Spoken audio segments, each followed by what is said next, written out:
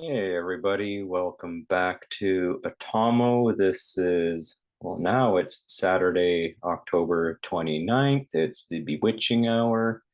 I'm doing this one late today. I wanted to do it yesterday, but that was 2 minutes ago. So, what's going on in the world? Polish Senate recognizes Russia as a terrorist regime. Just did a Google search on it because I heard about this happening. First link or the top result comes from Notes from Poland.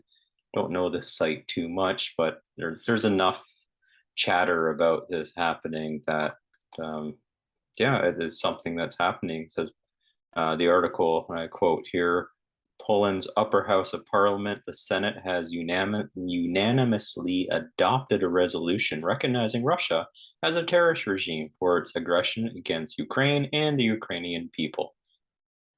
A quote in here reads: The Russian invaders are terrorizing the inhabitants of Ukrainian cities and bombing civilian targets, reads the resolution. Okay. Bandits in Russian uniform torture and murder prisoners of war and civilians in the occupied territories.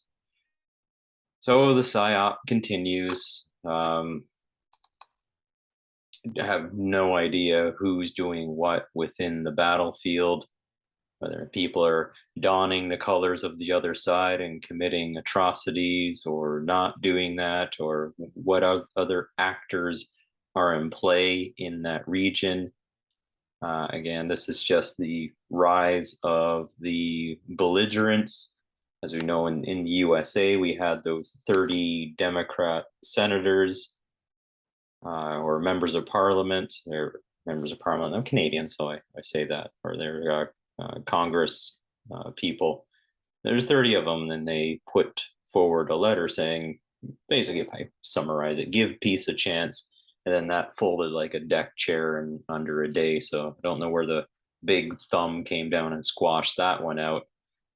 And now, when you see some of those anti-war protesters coming to talk to those uh, Congress people at their rallies, then they've completely changed their tune. What else is Poland doing? I've been looking at some news here about every Polish citizen should receive. This is from Notes from Poland again. Every Polish citizen should receive war reparations from Germany. So I was looking at this and looked like there might have been a bill that was going forward. I did some preliminary searches on this. I think that was halted for the time being. Still, if you think about it, uh, Germany's taken it from all sides here. Let me just continue with some other notes that I have here. Let's see. The Commission of the Polish Senate of the Upper House of Parliament on Foreign Affairs on Wednesday was supposed to begin consideration of a resolution on reparations from Germany, but the opposition postponed work on this document. This was announced by Deputy Speaker of the Chamber, Marek Pence. Okay, so all right, how about so how are we piling on Germany right now? Well, the ECB is not getting any support from the Federal Reserve of the USA. You got an energy problem, which Germany doesn't seem to care about. 110 billion cubic meters per year through the Nord Stream pipelines is no longer available. So there was talk that the pipeline damage was to one line and the other line could potentially be turned on through the other notes that was reading, but then Putin was saying, I could turn it on if you want it. Just so remember that Nord Stream was not something that the Russians wanted. It was something that Germany wanted, and Angela Merkel was really pushing for that, and had to do a lot of convincing to get Putin and his administration to move forward on it. Angela Merkel gave many reassurances that yes, everything will be okay. They went forward with it, and now we are looking at a lot of backtracking on those promises. So you have to think about somebody made great promises to you and you went in on funding of those and the partnership went downhill, there's going to be, it's a pile on effect. There's going to be souring of that. So more of, even with France and Germany right now, there's a talk of, now that energy is becoming a problem. France wants to keep moving a pipeline through Spain. So there's some, now there's some mudslinging between uh, Schultz and Macron. There's a quote here. In addition, the French media, in a rude tone, described the end of the idyll in bilateral relations. Germany is called a lonely racer, an egoist country. That's end of quote there. That does not care about its partners.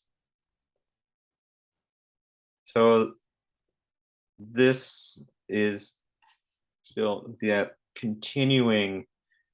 So with Germany and having Nord Stream come into it, that allows Germany the ability to repackage the gas and to sell it out to other countries. It's a bit of what happens with, I believe, Burisma and the gas that goes through Ukraine, is they have the ability to mark up the fees as it transits through and pocket some of the money on that and push the bill out to the people who really need the commodity. So again, cost push inflation because of some of these pipeline politics that are going on.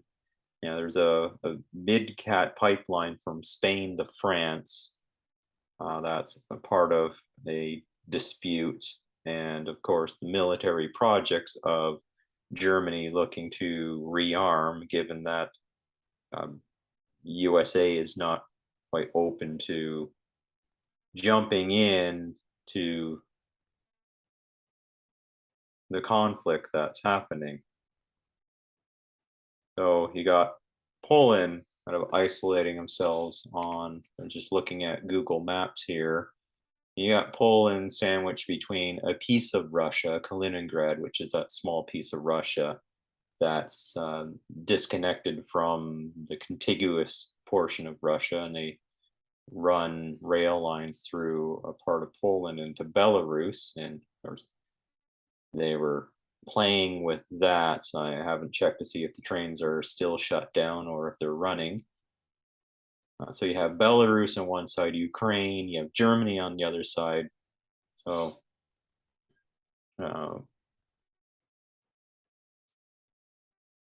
yeah, so let's move over to another country. Interesting happening, Switzerland, the supposedly neutral country. They're talking about, well, we're not going to participate in NATO because we want to maintain our neutrality. Possibly what's happening here is their banking system's getting attention from the Federal Reserve. And part of that is, it looks like they're not playing the financial games that are going on right now.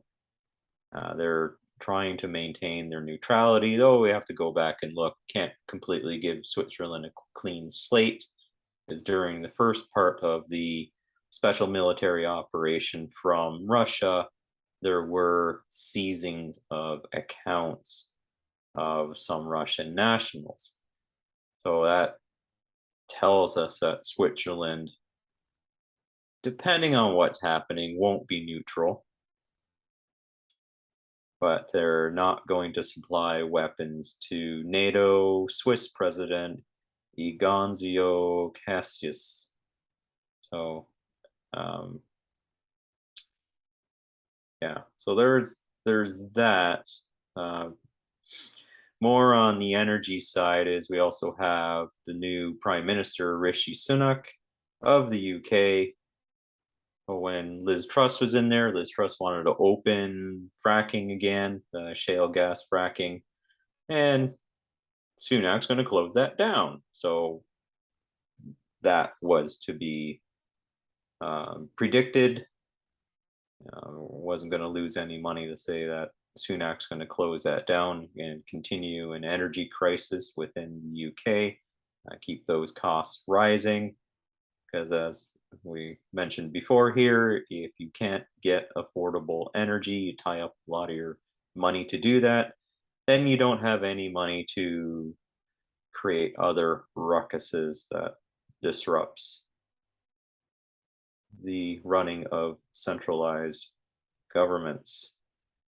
More shipping shenanigans. So if you look out in Turkey and the Bosphorus Sea area, there's a cargo jam that's now forming to keep the so supposedly to keep the Russian Federation kind of locked out of world markets of sending the fertilizer down through that area to go through the Mediterranean, then through Suez, or to go into the northern parts of Africa.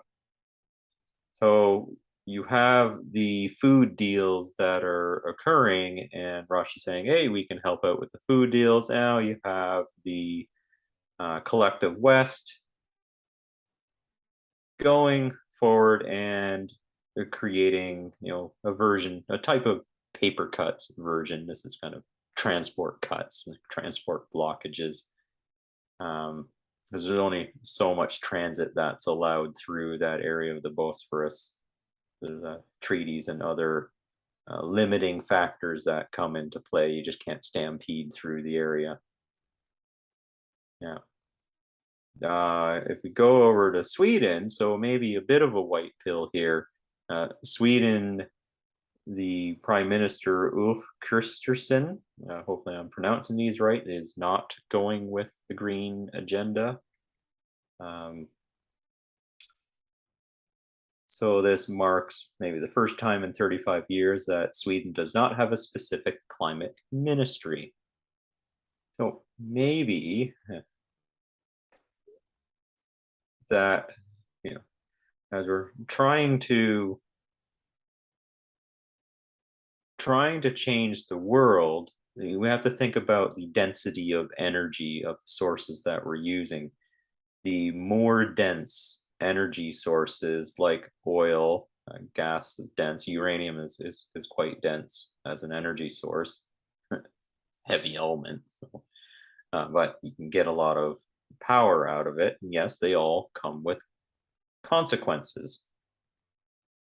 However, to cut off energy in general means that, well, not necessarily cut off, but we lower density. So if we go from uh, gas or oil down to wind and solar, it takes a lot more infrastructure build to get the same amount of energy. And you can look up the production costs of solar and wind. It does have substantial cost to build those items. And so the return on investment can be, depending if you're in an area that does get decent sun, you set up the appropriate solar farm, then they're can look at it and getting an appropriate return on that investment. But to change energy from high density to low density in a normal way of working, calling it normal, let's just say if we let capitalistic processes run, we will get there, just not in a timeline by 2030 or something like that. That means we're creating a lot of pain, and then that pain is going to create a lot of pushback. So on the energy front, then you have article here about a paradoxical situation of Germany's dismantling wind farms to go back to some of their coal pits and to activate those, because you're going to lose political influence if your people are freezing and are constantly protesting outside of your parliamentary buildings. So while we're still on an energy topic here, something to look for coming up is, so now that we take gas and we put it into the liquefied natural gas format and put those into tanker ships, LNG tanker ships that can move the gas when it's in that liquefied form. Now what we're seeing is a type of um, it's not like it's a trading embargo. It's kind of a cartel-ish thing that's happening where we can fill tankers with the natural gas and then park the tankers and wait. So as winter rolls in and the demands increase, prices are going to start to shift. So yeah, I talked about in another video, the hydraulic despotism. And this is a way, okay, we're just going to hold back supply and then let the prices rise. Yes, there are governments trying to do price caps. The only problem with price caps, or the thing that price caps create, are just long lineups. Uh, what you want to do is not cap the price and let the price rise and then remove barriers of new participants to come in and to potentially supply. What you get in a, if I were to air quote, a healthy system, are people finding ways to meet that supply, and then we can learn from there. There'll be different techniques that entrepreneurial groups will try in order to meet that supply, and we might come with new novel breakthrough ways of supplying this and creating new markets. Though the tenuous situation is, if I, as long as I can get that return on investment, it's going to be a high risk, and the price of this gas is going to have like much higher yields than if we were to having it flow through infrastructure like pipelines. Well, that risk is part of that reward for taking that risk, getting the higher prices, but not through this type of mechanism. This, well, be it as it may, uh, where it is groups that have the infrastructure that can do this, that can uh, pull off the sharp increases in price, and then dock and then sell at those high prices, which is the price capping most likely won't help with that. There's other ways to get around that. If there's people who really want that can band together and to get that resource, they will find a way. Um, Something also to look out for. I haven't seen confirmations come in. Again, we're on the energy topic here. There's a potential that Saudis are pricing oil contracts in renminbi. So we're seeing a dislocation. Saudi Arabia was, and all through my life, and until very recently, always there was the bulwark of the petrodollar, the U.S. petrodollar. Oil is bought and sold in U.S. dollars. And what we're seeing here is a part of what Jerome Powell alluded to is that, yeah, there is going to be room in the world for multiple reserve currencies. And this can be a trial balloon to see if there's a renminbi reserve currency that starts to evolve. The other thing that we have to think about with oil contracts is insurance.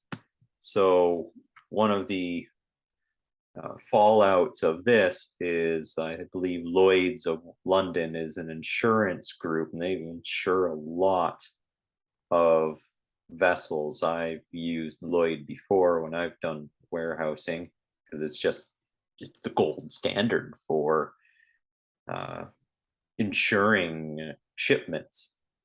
So with the sanctions and changes, we'll have to keep an eye on Lloyd's and see if they uh, hold out through all this. In energy, also, Britain stops all imports of Russian LNG from January 1, 2023. stops all imports of liquefied natural gas. Well, that's chilling, not to be punny, but now we're looking at the keep an eye on the UK because this is going to pinch quite a bit. And there's not a lot of options. There's a technocratic prime minister in there, and this prime minister that now sits there, uh, Sunak, is has not been elected. Usually, what happens is in these similar to Canada, these parliamentary systems is the prime minister is the leader of the party, and that leader is usually put into place through a voting mechanism of the members of the party. So you and I can, if we're in Canada, USA is different, but if we're in Canada to UK, typically what you can do is you can buy a membership or sign up or find some way to become a member of that political party. They usually have a voting session to determine who their leader is going to be. And if that party achieves the either a majority or minority government, then the leader of the party becomes prime minister. Now, they haven't gone through this process. I believe they did it for uh, Boris. They were supposed to have a vote. It looks like Boris backed out, and there was another potential for Sunak. And I guess that person got a tap on the shoulder and said, scram. So the only person said, hey, look, by divine providence, that Sunak has now become prime minister. No vote. Uh, But even if they do change from conservative to labor, looks like they're going to get more of the same. It's almost like back when Mario Draghi was the ECB, it's more stimulus, more QE, more Europe, more of the same. And that now looks like that house is moving over to the UK. So as Germany starts to get into shaky ground, then the new home might be to move this to the UK. We'll keep an eye out and see if there's a connection point that comes up. I talked about in my other video that central banks connect together and they move funds. It's kind of like you need two things: you need energy, you need money, and you put that into building industrial capacity, and then let trade come into play. But that's now coming into question. So looking at a prediction here that the financial centers might move from the ECB over to London, what's left of it, because the ECB is coming apart due to the removal of the dollar liquidity due to the Federal Reserve raising rates. So the Federal Reserve has not come into any rescue to London at this point. I think this is part of the economic war that's going on right now. So we're looking to see how Europe retrenches. They have a very friendly administration now in London. That's going to allow them some room to move assets around while the geopolitical game board starts to reset. So the miracle here now is hopefully that we're still keeping the game board alive. Do look for peaceful solutions. Keep talking about that. That's the biggest problem we need to get rid of is the constant escalation that's happening on the war front with Russia. That needs to come to a diplomatic close as soon as possible. And with Elon Musk letting it sink in, perhaps the miracle here is that we can get these debates going and to get people out of the potential headspace that good, bad, there's only two sides. We good, this other person bad. So a bit of the kind of this formation this mass formation that's occurring around the rejection of peace. We need to turn that around.